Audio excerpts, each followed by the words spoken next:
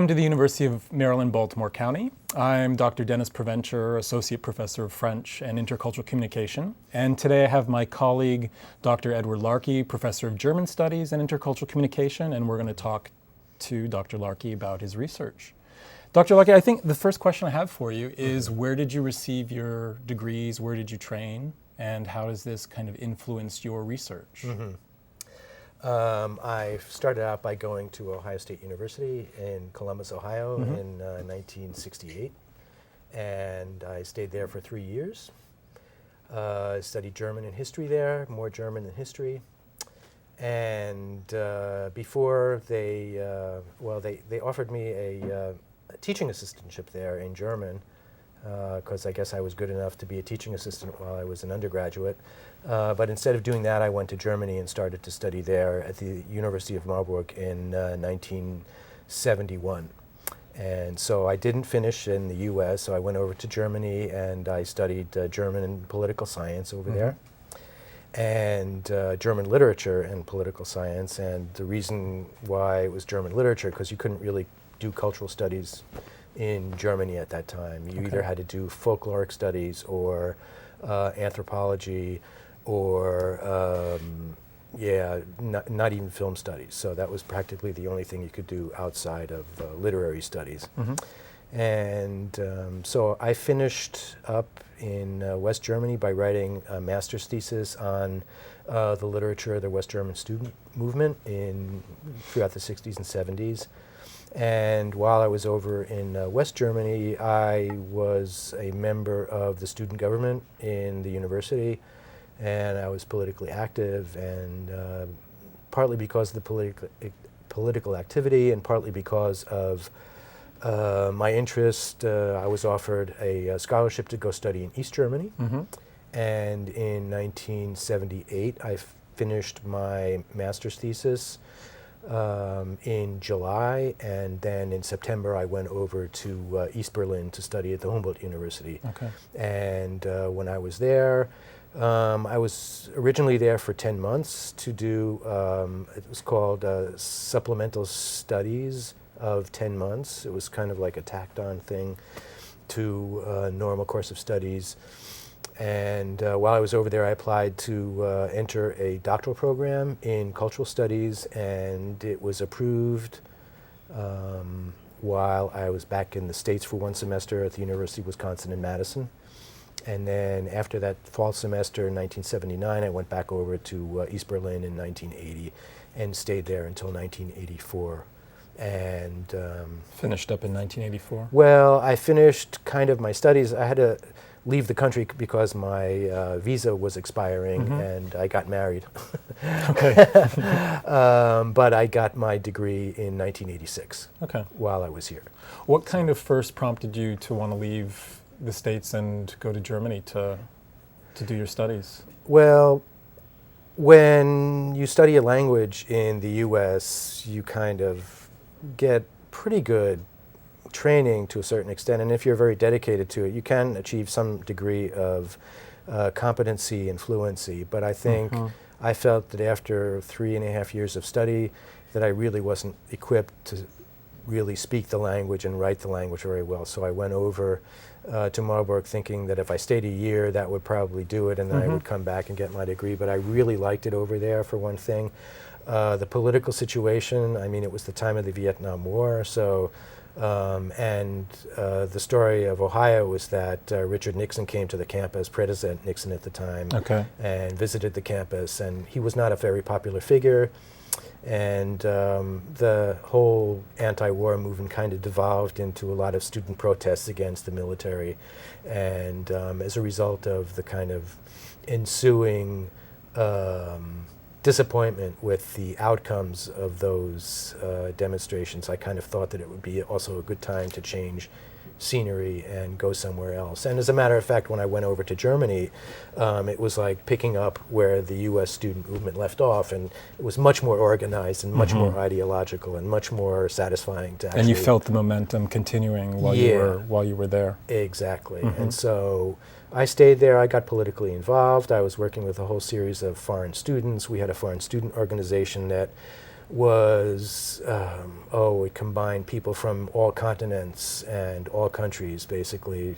We were all very left-wing at the time, and one of the prominent characteristics of this organization is that it was unable to communicate with anyone internally at all, and all the meetings consisted of just proceeding from one big misunderstanding to another. Okay. So it was quite comical to a certain extent, and that's kind of what prompted me to get interested in intercultural communication, because it was just impossible to deal with at the time. Sure.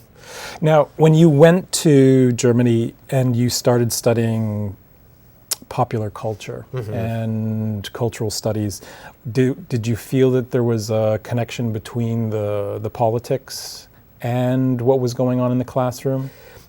Well, the students in Marburg, at least, tried to establish that connection.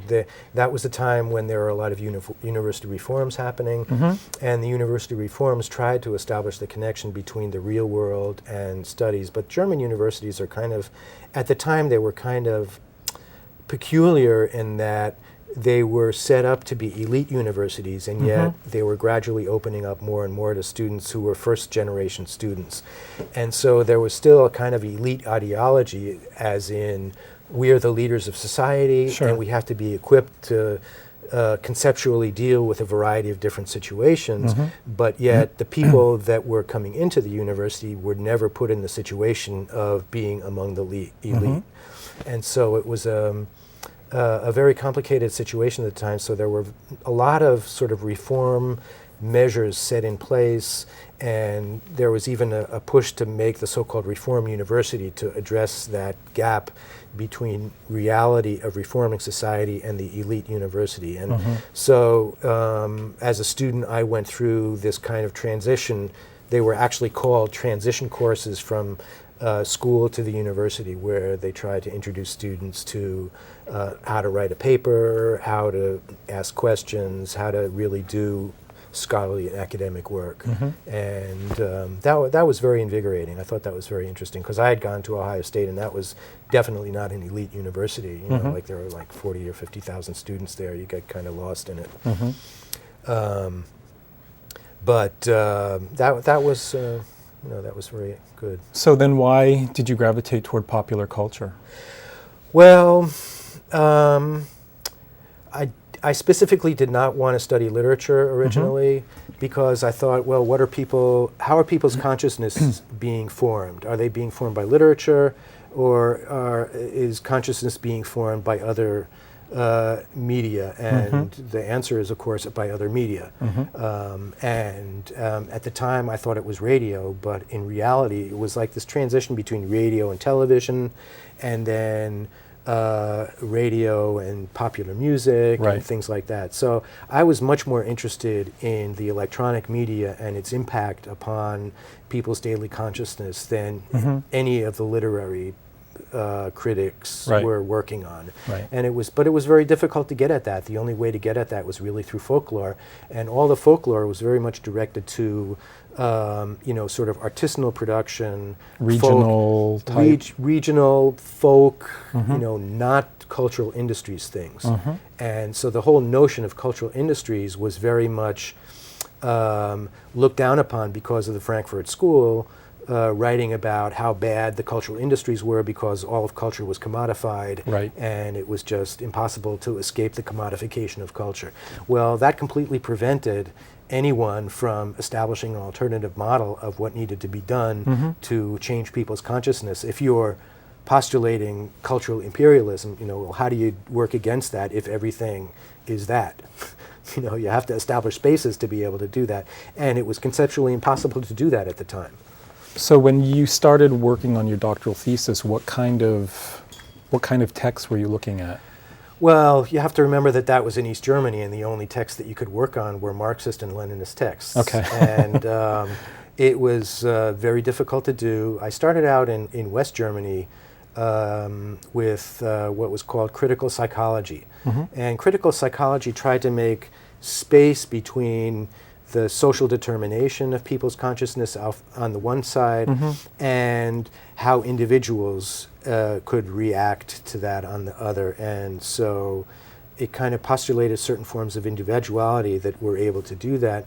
But when I got to East Germany, there was really very little of that going on. And the one opportunity I had to be in on certain discussions like that were just blocked by the party bureaucrats. I mean, there was a colloquium about forms of individuality, and the colleague that I was interested in at the university was just completely shut out of any kind of reform things that could have been discussed at the time.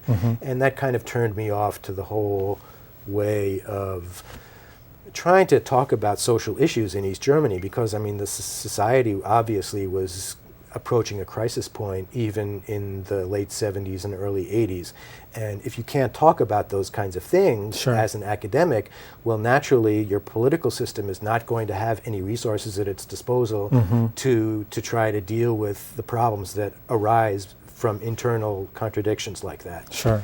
And so did you kind of quickly wash your hands of that? And I notice, for example, your first book is actually on popular music in Austria. How did you go from East Berlin to Austria? Right. Well, I did write my dissertation on, the dissertation was called The Impact of U.S. Rock Music in East Germany. Okay. Or on the cultural policies of East Germany. And one of the reasons why I wrote that was because the East Germans, like all other countries at the time, were forced to create an industry for popular music that didn't exist before. I know in France, you have Johnny Hallyday and all these other folks, but I mean in West Germany, East Germany, all over the place, like right around 1960, from the Beatles onwards, but even beforehand with rock and roll. So like from the mid-50s onwards, there was a push to create like a new sector of the cultural industries that was rock and roll and rock and beat music and all this other thing. And so I started out by writing on how that happened in East Germany first through the dissertation. And then I wanted to work on how that happened in all of the German-speaking countries. So it was East Germany, the German Democratic Republic, West Germany, and Austria, and German-speaking Switzerland. And I wanted to look at what concepts of national identity were transmitted through the popular music. It was a very complicated thing, but I got as far as German-speaking Switzerland in 1988, and then I was in Austria in 1989, and of course after 1989 the wall came down. So unfortunately, with the downfall of the wall, my object of investigation disappeared, which is the country that I was working on. And so that kind of precluded me from writing the book on East German popular music because, the country didn't exist anymore. And so then I shifted to Austria because it was small enough to be able to try out certain theoretical concepts about popular music in society.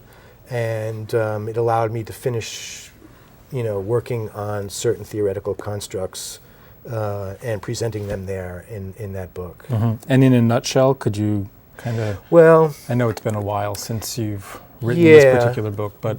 Right. Well, my primary hypothesis is that popular music needs to be seen not just as, just as musical text, but it needs to be looked at as something spatial and temporal. So in that book, I look at both the textual side of the music as well as what spaces did particular kinds of music occupy in the performance of, let's say, Austrian identity. And so I look in the city of Vienna at which venues did they perform at, how big were they, why did size matter, what kind of impact did that have on creation of traditions. And so I explain a kind of a concept of tradition there that looks at music as the concept of tradition as a kind of a filter. So the tradition filters things out and lets things come through from the outside. And so I show how the traditions change by proceeding from the periphery to the center and back. And so I basically used that book as a laboratory to explain the spatiality of tradition and music history. And so and to this day, that's the only history of Austrian popular music, I think, which is really I mean, that was written in 1993, so it's been quite a while now. And Sure. yeah, I still get people asking me about the book in Austria, if I've done anything since then. The answer is no.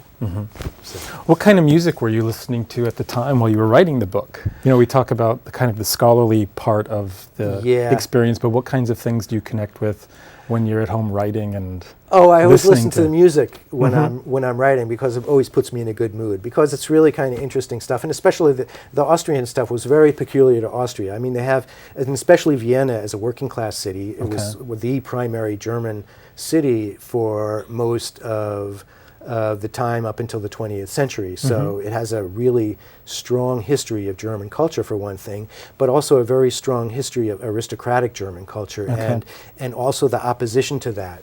So there's a lot of kind of folk elements that enter into popular music, a lot of folk attitude that enters into the popular music, a lot of dialect that you wouldn't hear normally in German music, a lot of rooting for the underdog and celebrating underdogness.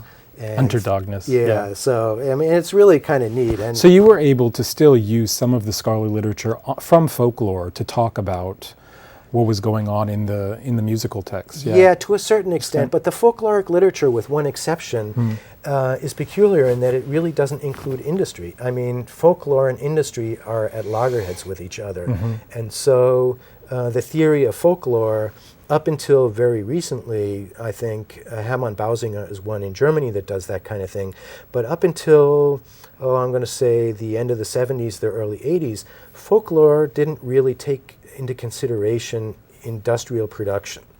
And so it was really difficult to kind of, they kind of talked around it by saying, oh, it's technology helping folkloric things do it. But, it wasn't like in the Baudelairian sense where, the one enmeshes with the other. You have the folklore being a sector of the cultural industry.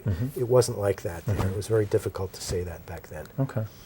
So then how did you transition from Austria to your second book? Well, I came back to the topic. Okay. And so I wanted to eventually, I didn't really return to the topic as such. I returned to that kind of area, but the topic itself had completely changed because the country had disappeared.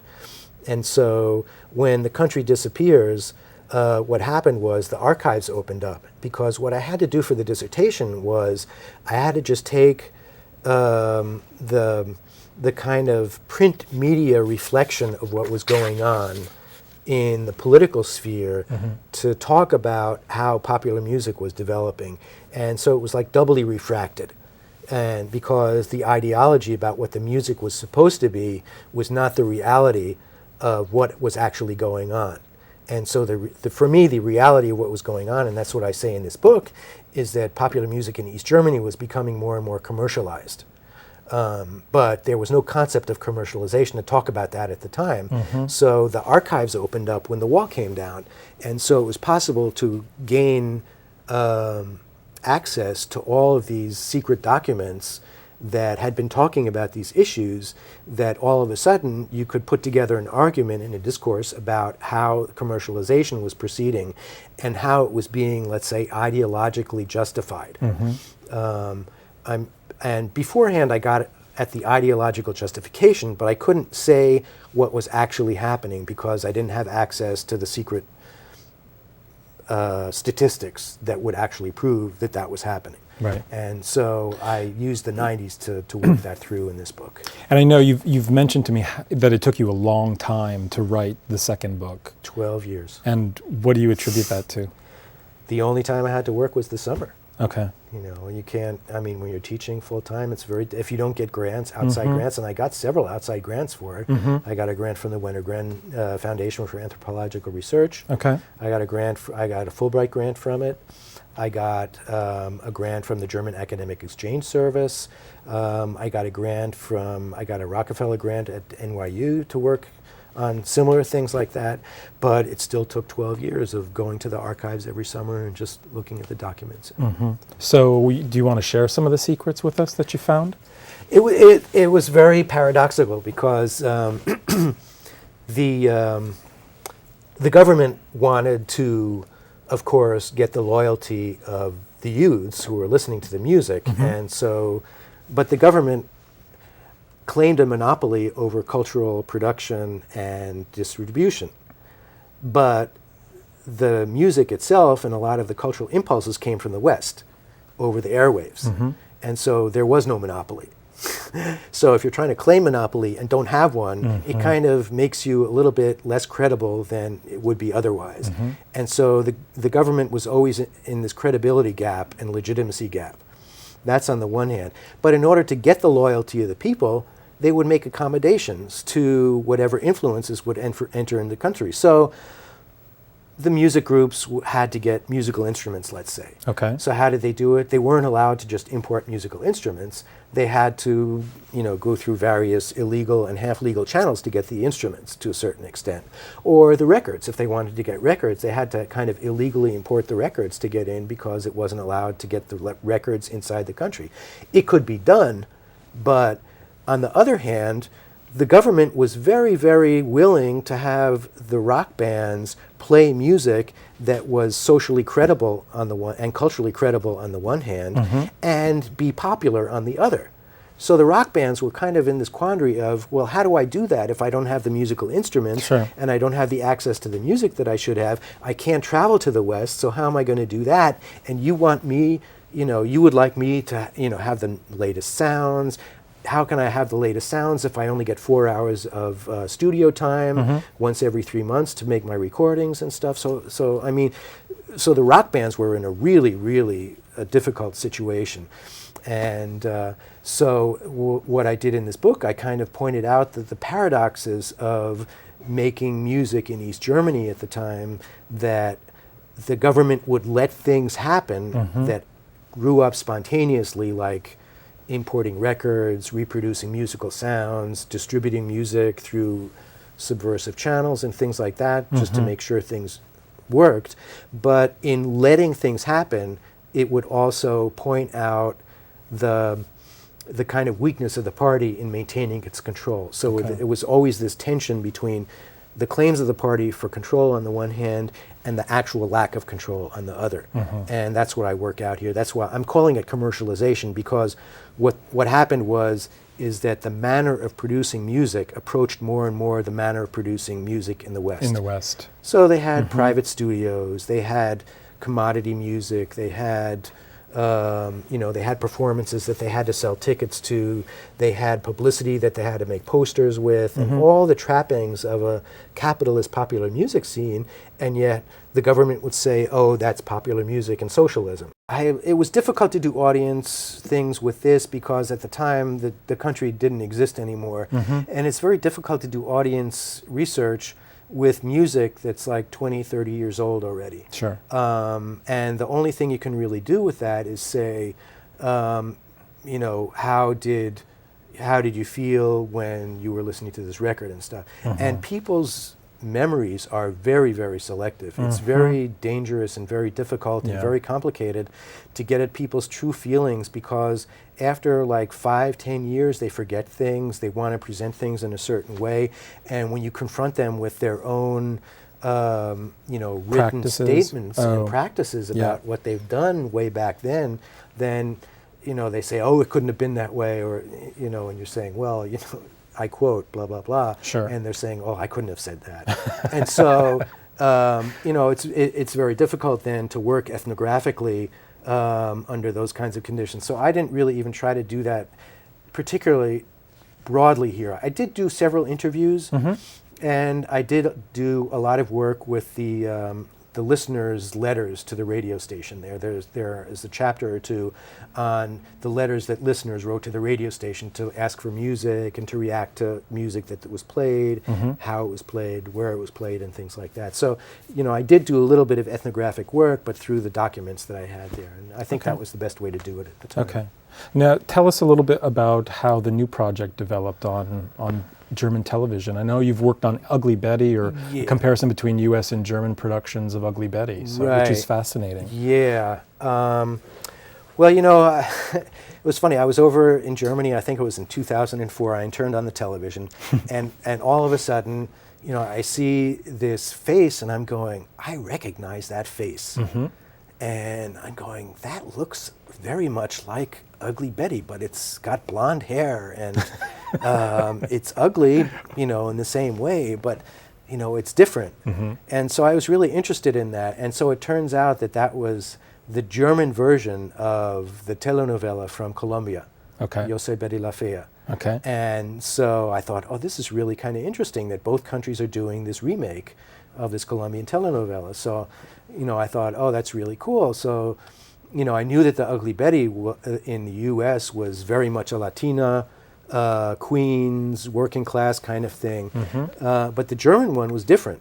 For one thing, it wasn't just weekly, it was daily. So they had a 25-minute daily soap made out of it.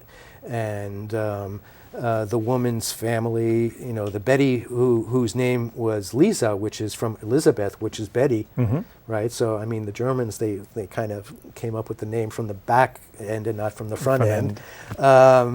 And so I thought that was very interesting why they would do that completely different take. So, the German Betty, let's say, is from East Germany, and there's this whole East-West thing going on because the fashion company that she works for is West German, of course. Okay. Whereas Betty in New York is in Queens working for a fashion magazine. And, so you have working class Latina in New York with high fashion industry in very different. Very, very different. So I thought that was very interesting, and it got me interested in asking the question, well, what kind of strategies can you develop to adapt those kinds of television shows that are being sold worldwide? And it turns out that there's a body of literature that's developing on that now. It's just getting started. The people that are doing work on that, they're getting together the theories about that, and I find it very, very interesting. So, what kinds of things do you find yourself reading these days that kind of inspire you to charge ahead with this? Oh, things on globalization and transculturality, hybridity, notions of hybridity and things like that. Also, notions of masculinity and femininity. So, and I'm applying for a grant, so I definitely have to read more about that because, that's the way you do it. One last question, I guess. Sure. You were the director of our master's program in intercultural communication for 9 years. What kinds of influences has that had on the way that you think about your research and the audience for your own work? It's forced me to become more global in my thinking. I grew up basically doing German studies, but being very interested in what was going on all over the place. Sure. So that's kind of forced me to deal with the day-to-day kinds of cultural differences that grow. I've always dealt with them, but it's forced me to, kind of incorporate that into more of a theoretical, conceptual framework than I probably would have done so in the past. And I think it's been very, very beneficial to, just maintaining a very broad, clear look at things that are going on in the world today. So I really appreciate working with the students too. I think it's really great. I always love coming to our seminar, the ML 605 seminar, and it's really the high point of my professional career. It's really a lot of fun to do. So it's great. It's a pleasure talking with you, Ed. Thanks a lot. Thank you. Okay.